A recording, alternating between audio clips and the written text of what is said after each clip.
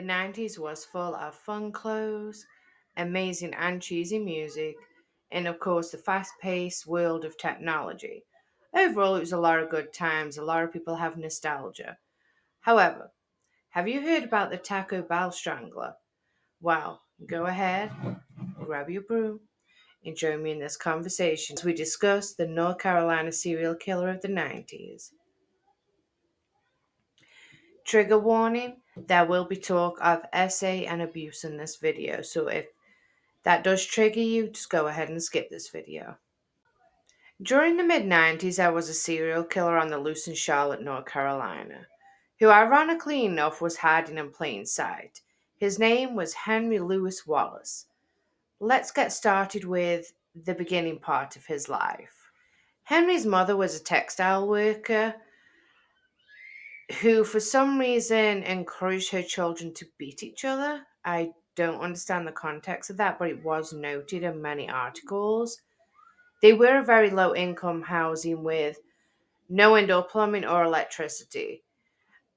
As I go through the list, I want you to understand that I'm not saying that people that do this disgusting, mortifying behavior is an excuse, because I believe that people are on this new trend of wanting to, I guess, rationalize why people did what they did, when in reality, they're just fucked up individuals. And we need to leave it at that. So, anyway, so he had kind of a rough start. And to me, that's no reason to become a murderer, because I myself and others have had a rough life, and we're not out here unaliving people, right? Well, I can't speak for you, but I know I'm not unaliving people. Henry was, well, like most of the story of these unhinged people, everyone's like, oh, I never expected. He was so charismatic, very intelligent, and he just made friends super easy. Well, yeah, of course, this is his story. He was the only male cheerleader on a all-female cheerleading squad. He was also on the student council. After he graduated in 1983, a local news station actually wanted to hire Henry to come work for them because he had a deep, soothing voice. Even though he became a DJ, he also wanted to go to college. So he tried a few, and then he dropped out. In 1985, he joined the military. To be more specific, he joined the Navy, and he was stationed out of Washington. In 1987, he got married to his high school sweetheart, and the military life did seem to suit him quite well. He got a lot of commendations and a lot of awards basically for good service.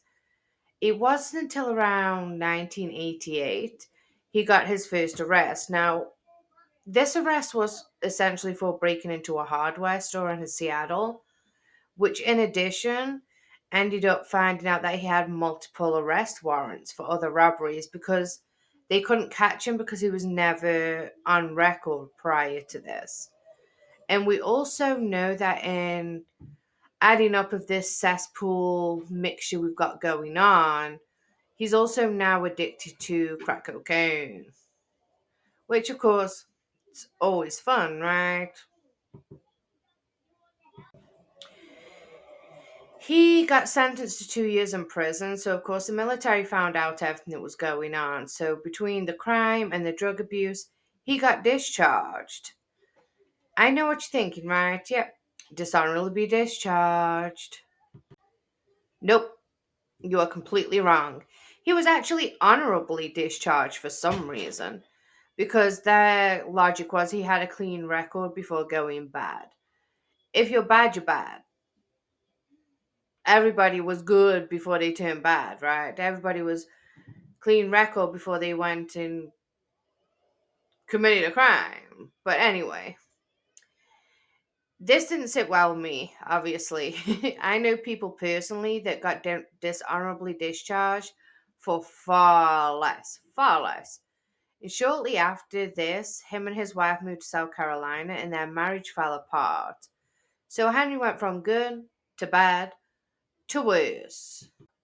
Now, this is a perfect example of authority failing the people and failing to do their job right over and over and over again. So, I do warn you as we go through this whole shebang, you will probably get as frustrated as I did by half of this stuff because the evidence is just slapping you in the face the whole time.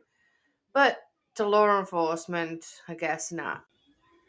On March 1990, Deshonda Bether, I believe it's pronounced, I do apologize if I said that incorrectly, but she was reported missing from Barnwell, South Carolina. When her body was found in a lake weeks later, they did interview Henry about this. However, there was no evidence to hold him, and of course, he definitely denied any involvement. However, this would turn out to be his first documented unaliving. Then in 1991, Henry broke into the radio station that he used to work at, installed a lot of equipment, and then got caught trying to pawn it, right? Because that's what you do, stupid. Later that year, he decided to relocate just one state over to here, North Carolina, to be more specific, Charlotte, North Carolina. He went through several fast food jobs until he got a job as a manager working at, drumroll please, Taco Bell. Hmm, that sounds delicious right now, actually. So, so between 1992 and 1994, Henry decided to make history in Charlotte, North Carolina, but in an extremely bad way. This being by the amount of people he decided to unalive.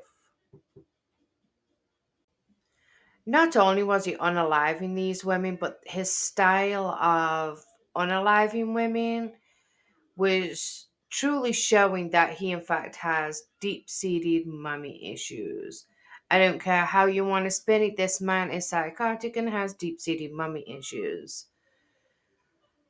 It gets worse. Anyway, so he would essay them and then strangle them. In May of 92, his next victim was a 33-year-old female by the name of Sharon Nancy. Now, Sharon was not, I don't want to, I don't want to downplay anything. I would just say that she's not a cut of the cloth type of woman. She's a dealer, and she's also a lady of the night.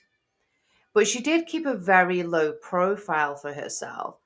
And Henry did use her services, but when she required payment, he beat her to death and left her body on a train track. And the police did find her 3 days later. Now, we already know at this point that Henry is, in fact, an addict, and he has just gained back his thirst for unaliving, with his next victim being only a few months later. During this time, he did, in fact, have a longtime girlfriend named Sadie McKnight.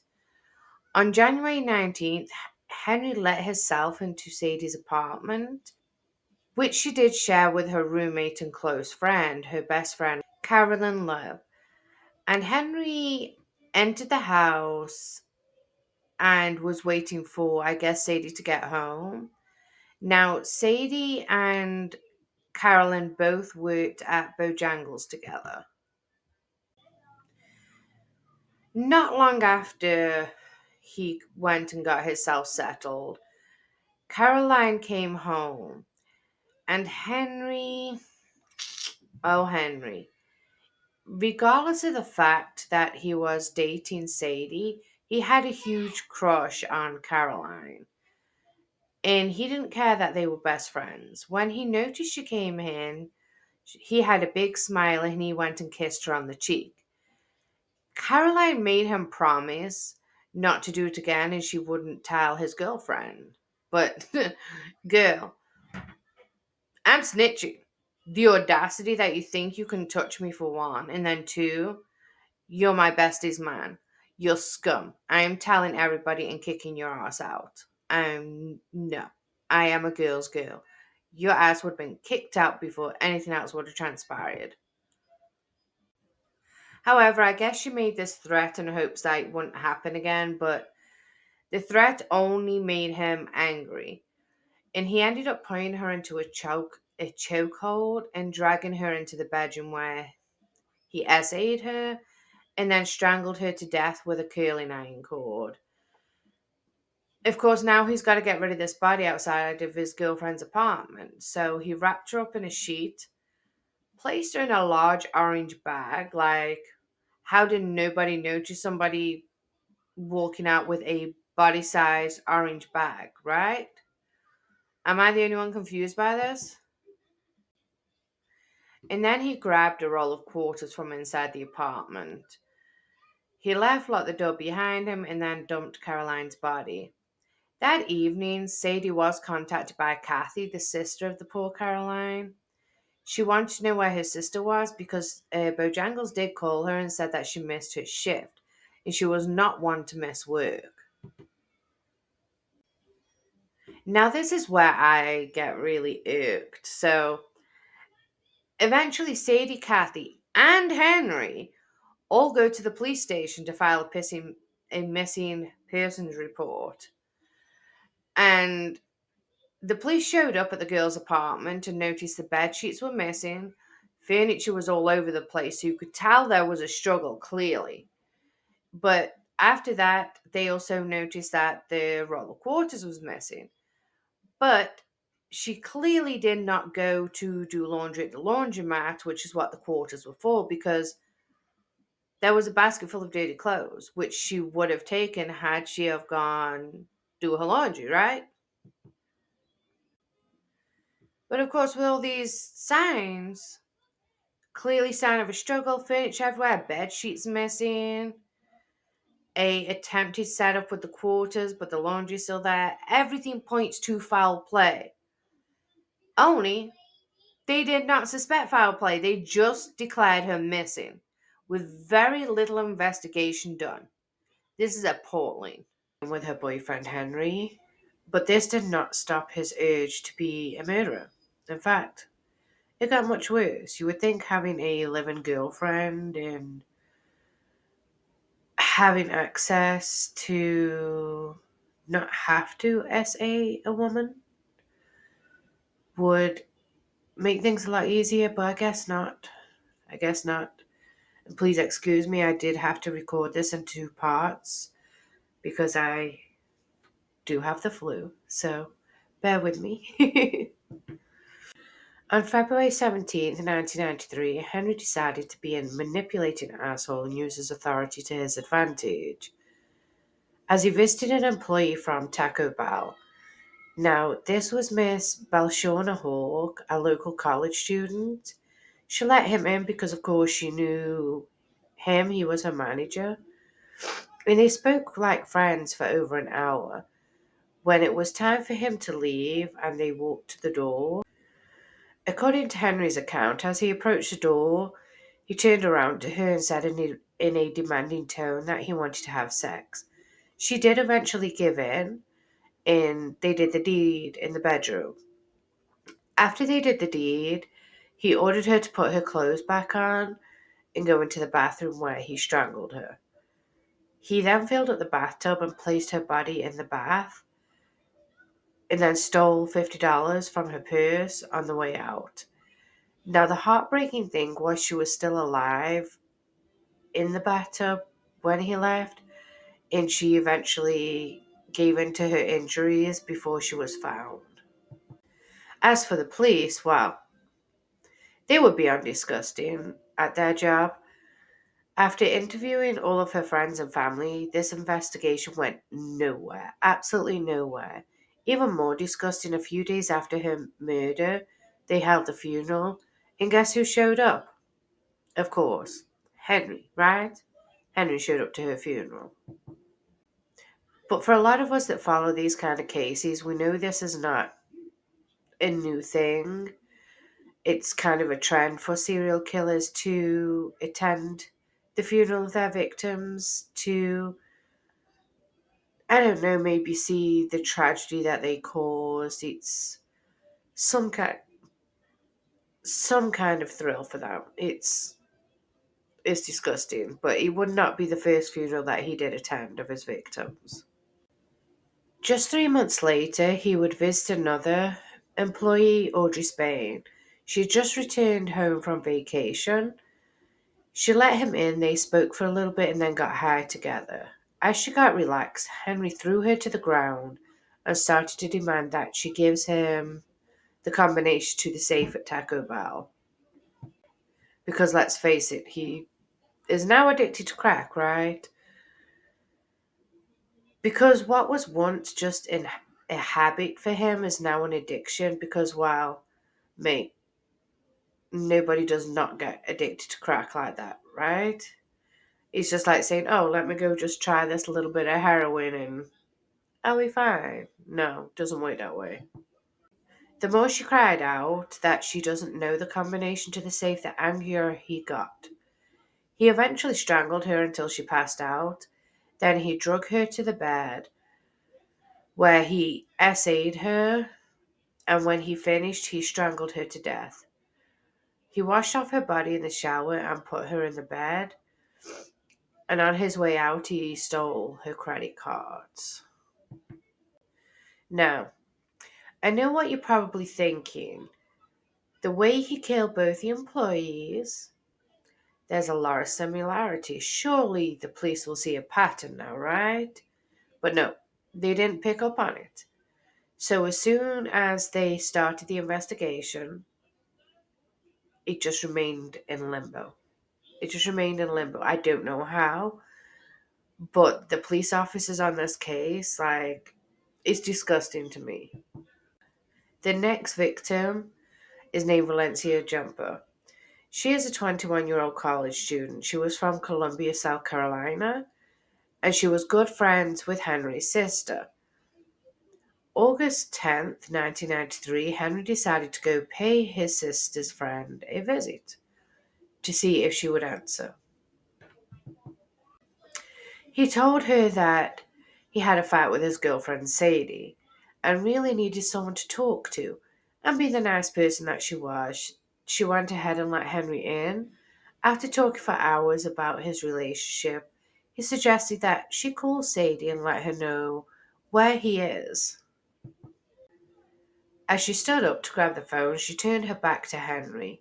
He ran up behind her and used the same chokehold that he'd used on his prior victims and dragged her to the bedroom, where he did the most disgusting things to this poor woman. And then he strangled her with a towel.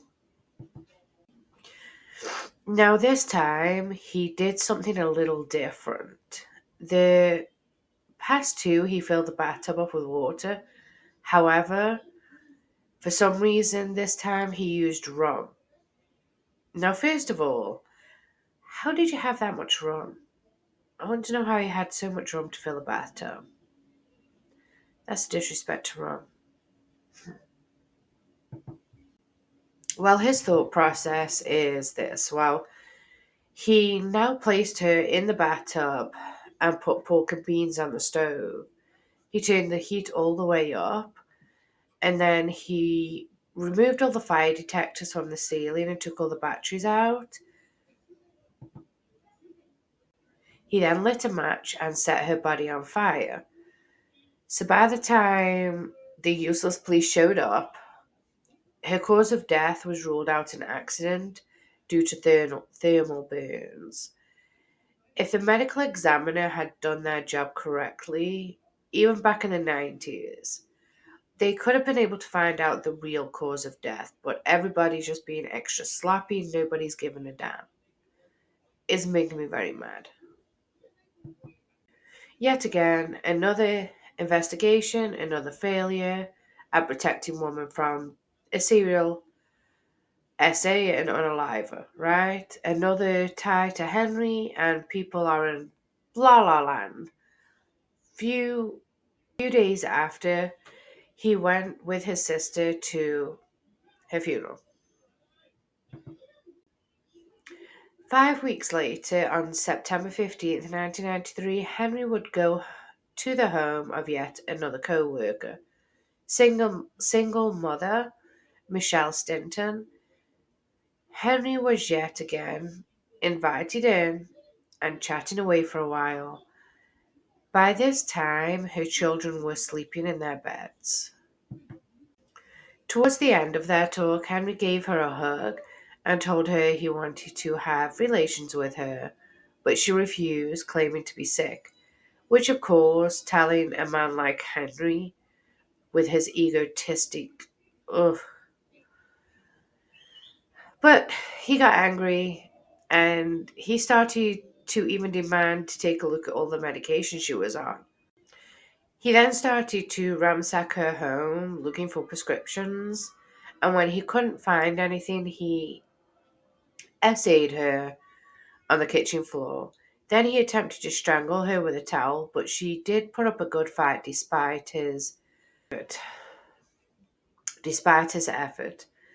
She kept fighting for her life. Henry got fed up and took a knife and started to stab her in the back multiple times. During the time of this happening, her 3-year-old son walked in on Henry attacking his whole world, his mom. I have a 3-year-old, and this is my worst nightmare. He did not harm the child, he ordered them to go back to bed. Once he finished her off, he left the apartment with the towel and knife and tossed them over a fence. So it's not like he was drastically trying to hide the evidence. Unfortunately, her kids were the ones to find her lifeless body on the floor. Shortly after, her friend stopped by to check in on her, and the son told the friend that his mom was sleeping. Unfortunately, this investigation was done just as poorly as the rest. Never mind them trying to prove he killed them, he wasn't even so much as a suspect. Keep in mind that this is the fifth woman he essayed and unalived within a 5-mile radius. People in the community are now rightfully very fearful, and all the police did was increase patrol in the eastern Charlotte area. Henry just kept a slightly lower profile than before. He engaged in other criminal activities and also had a child with, well, a person that was not Sadie. So there's that part. Surprise, surprise, February 4th, 1994, he was arrested for shoplifting. They gave him a court date and released him. However, the court date came and left, and Henry never showed up. So now he has a failure to appear, and a warrant was submitted for his arrest. Regardless of this, the police showed little to no interest in attempt to even get him. So, adding to his already erratic, egotistic mind, he thinks he's invincible and untouchable, right? In his mind, he can do whatever he wants and get away with it. Let's face it, he's killed 5 women and a line of other crimes while he's still walking the streets. This being said, he went back to his favorite hobby, murder. On February 20th, 1994, Henry showed up to the house of Venice Mack, one of his Taco Bell employee's sisters. She was 25, and of course, Henry used the same tactic he did for his other 5 victims.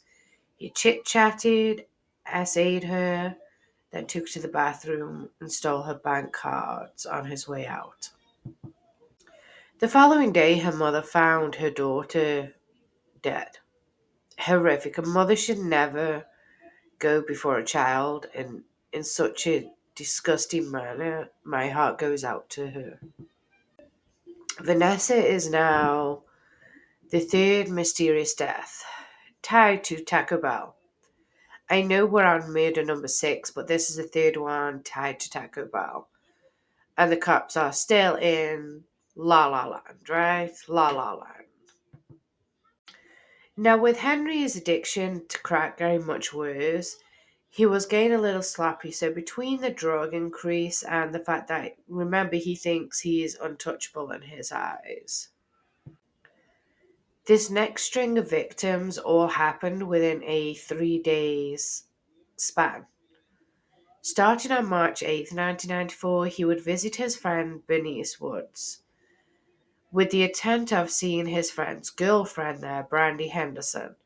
And for some reason, he was shocked that his friend answered the door instead of the girlfriend. I guess he was stumbling on what to say, so he told his friend that he was just stopping by because he was going out of town for a little while. So he just wanted to stop by and say goodbye. As he appeared to be leaving the complex, he remembered that Betty Beckham lives in the same apartment complex. This is his girlfriend Sadie, a worker. They work at Bojangles and she's the assistant manager, so of course Henry assumed that she would know the combination for the safe.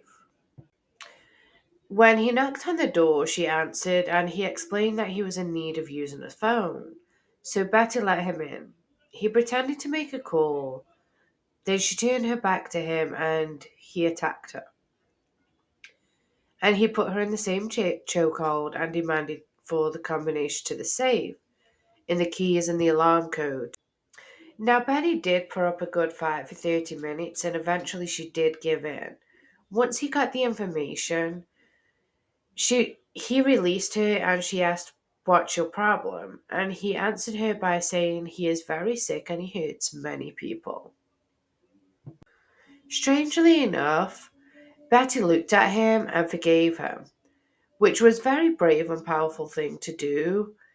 If she had left it there, she may have still been alive, but things took a turn for the worst because she then went on to say that he needs to seek help, he's really sick, and I guess while she was giving him the fourth degree, Henry snapped back into Henry's ways,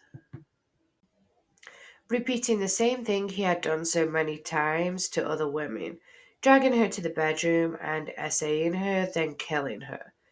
He robbed her on the way out. He took a TV, VCR, jewelry, and her car.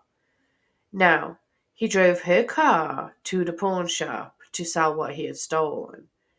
He got the money and went to go buy his drugs. Then, 12 hours later, he had the audacity to return to the same complex. He now wants to go get Brandy Henderson. And I guess because he fixated on her to begin with, in his mind, he needed to finish the job. I don't know. But he knew his friend would be at work and Brandy would be home alone with her infant son. Once he got to the door, he told her that he needed to drop something off for his friend. He then asked her for a drink, and as she turned around, he put her in the chokehold, demanding money. But their only funds in the house was a Pringle can full of change.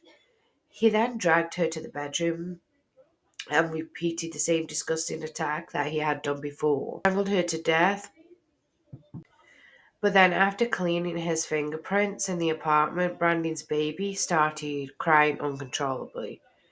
Henry attempted to give the baby the pacifier, but when that didn't work, he then attempted to strangle the baby with a towel. Eventually, the baby stopped crying. On the way out, he stole a TV, stereo system, and pawned them off for yet more crack. This is a very disturbed man. Thankfully, the baby ended up living, but now the police are finally onto Henry. Of course, two women in the same complex is what finally had them sit down and have discussion to see that the only thing all these women had in common was Henry. It's just frustrating that it took this long. And while they were getting ready to arrest Henry, Henry was already working on his next victim. Deborah Slaughter, his girlfriend's former co-worker at Bojangles. He knew she used crack, so he was attempting to convince her to go half on some crack with him. She refused, and of course, Henry became frustrated and started to choke her with a towel. Then Deborah started basically accusing him for his prior murders. Henry then essayed her and demanded her to dump out her bag. And as she dumped out her bag, he was stealing her belongings and a knife came out the bag. He then kicked the knife away from her and demanded her to give him everything in the wallet. She was a very bold woman. When she handed him the $40 out of her wallet, she smacked him in the face and started yelling for the police. Unfortunately, he started to strangle her, then used the same knife to stab her before she passed away from all of her injuries. He left to go buy more crack, then returned to clean up the mess. The following day, the police finally arrested him. He admitted to killing the total of 11 women. And that's just the ones that he admitted to killing. That's that's terrifying. They took them 11 people to be sexually assaulted and murdered before the police even caught him. Right? And one of them happened while they were getting ready to arrest him. Today he is still awaiting execution here in Raleigh, North Carolina. And my heart goes out to all of the family members that had to deal with this, and may all of these women rest in peace. Thank you for sitting down and joining me for this tantalizing tale of a disgusting serial killer. Thank you for grabbing a brew with me. Join me next Monday for more stories.